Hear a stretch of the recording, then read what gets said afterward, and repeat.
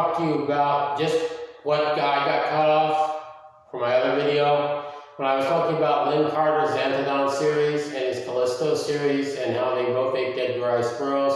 It's always been my dream to write a series of books myself, like Burroughs' Pellucidar, set in a lost world, and beasts and so forth.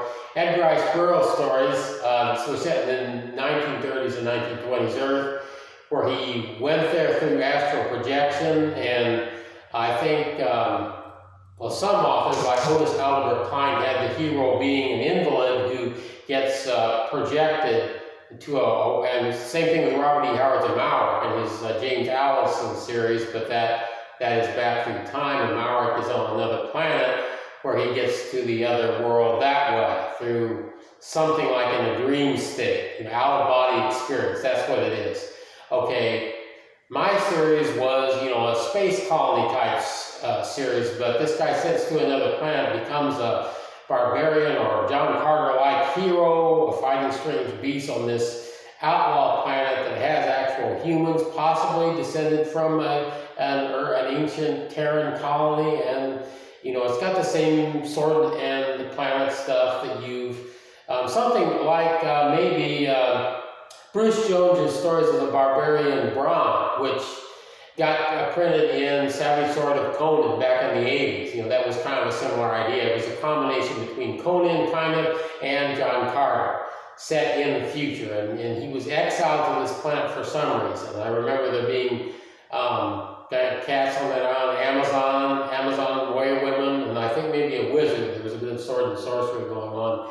Anyway, for the Lin Carter type Lost World, I was going to call my own Lost World and Burke's series of books there Proglodon, but I thought that might have been just a bit too similar to Lin Carter's Xanthodon series and Burroughs' Lost Land of Calydon. So I settled on, when I actually wrote the Eighth Continent, I settled on the name Gondori, a little bit like the name Gondwanaland, which was the actual name of the southern half of the ancient supercontinent Pangaea once it broke up, and modern Australian marsupials evolved there, comprised of southern South America, Antarctica, and Australia. It was semi or subtropical at that time.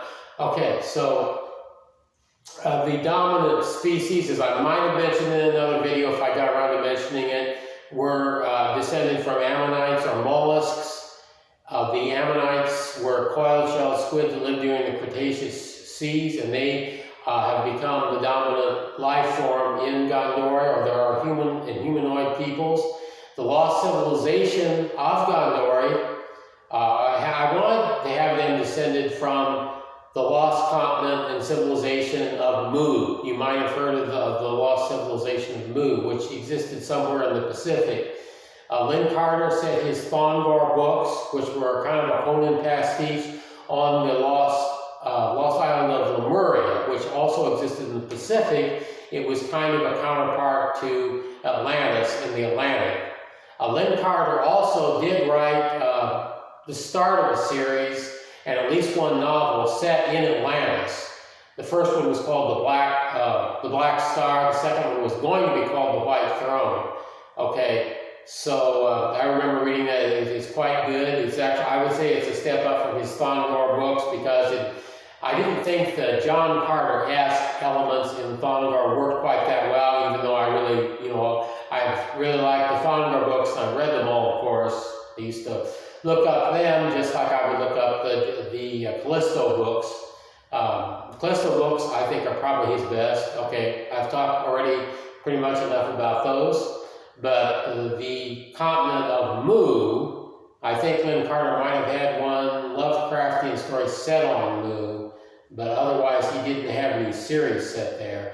The lost island of Mu existed in the Pacific, and there is actually some evidence that Mu, unlike the other two continents, might have existed. There might have actually been an island of a civilization, because they found some underwater ruins, at least a large, big ziggurat-like temple under the water off somewhere, some distance from Japan. Now, there's been some controversy that these might have been just rocks that have worn away into a semblance of structures. Okay, but still, there's at least some evidence that Mu, the continent of Mu, or something like it, might have existed in what we might call prehistorical times, right? You know, at the beginning of recorded history or something like that. So there's a bit of credibility to Mu that the other two continents lack. Okay, so the civilization and colonies of the higher civilizations, anyway, that exist in my lost world, even though there are primitive cultures as well, the higher human civilizations are going to be descended of Mu, as the old professor explains. The Ammonites are an equivalent pretty much of the Mahars, if I got around to explaining that. The Mahars are pretty much absent in the Xanthodon series, with kind of the exception of the giant race of leech-like creatures, which are kind of semi-intelligent, but they're more like intelligent animals. They aren't really, you know, what we call sentient or thinking beings. These Ammonites that I invented are actually called the Great Lords, are actually more like the Mahars, the intelligent pterosaurs and Edgari squirrels.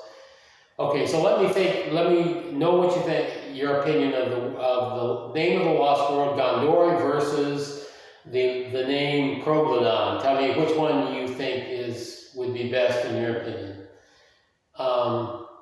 Just to wrap things up here, I'll just briefly show something else I got in the last week. Was this new issue of Illustrators that did a special on Tarzan and Edgari squirrels. As you notice, it's got this Joe Jusko cover. This is the first, I've seen this before, it's the first time I've actually owned it, a copy of this picture. It's a scene, as you can see, from Edgari squirrels at the Earth's car that shows Tarzan being carried to the Thipdar's nest.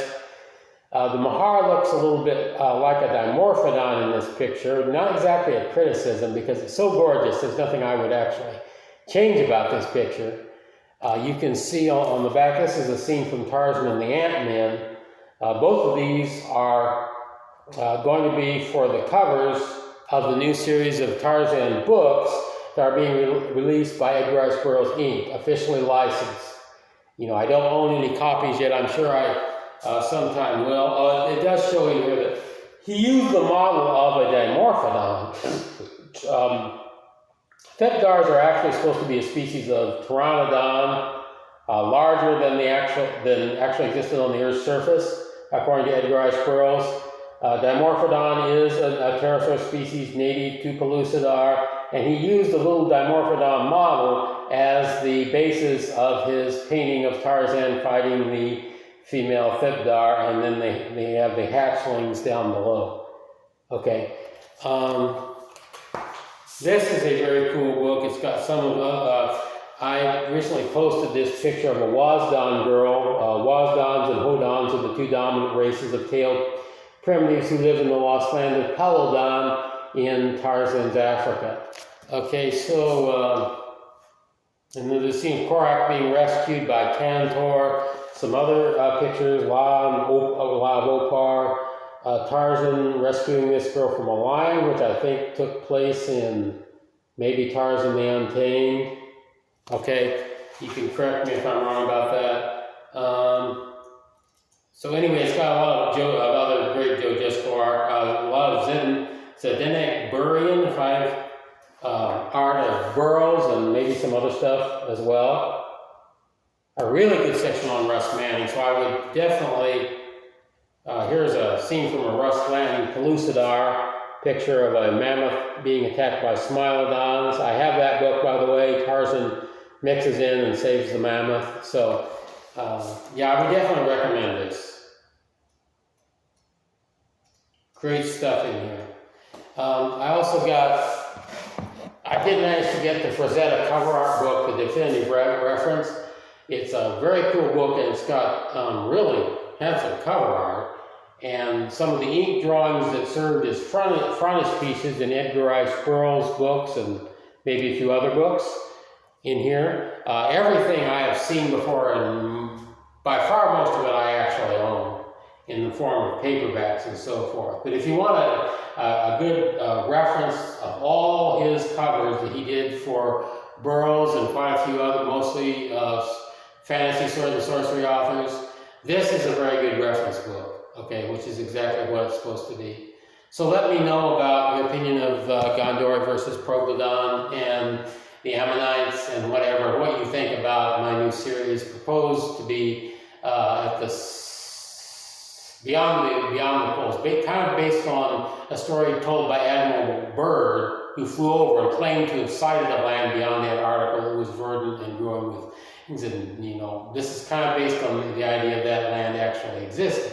So tell me what you think about that in the comments, and do please like and subscribe. This is the Tony Viewer signing off.